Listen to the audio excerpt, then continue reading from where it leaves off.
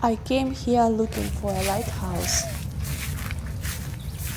I saw it on the map and imagined a lonely tower standing by the sea. But when I arrived, there was no lighthouse. At first, I felt disappointed.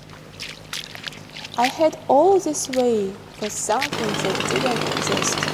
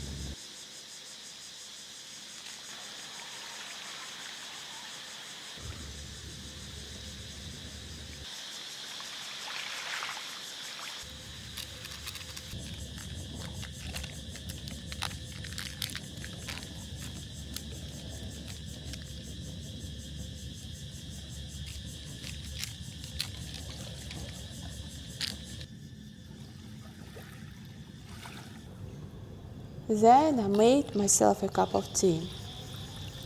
The sky slowly changed its colors. The wind became softer. And suddenly I realized maybe I wasn't looking for a lighthouse at all. Maybe I was looking for a quiet evening, for a moment with no plans, for a place where I could simply sit, watch the sunset and do nothing.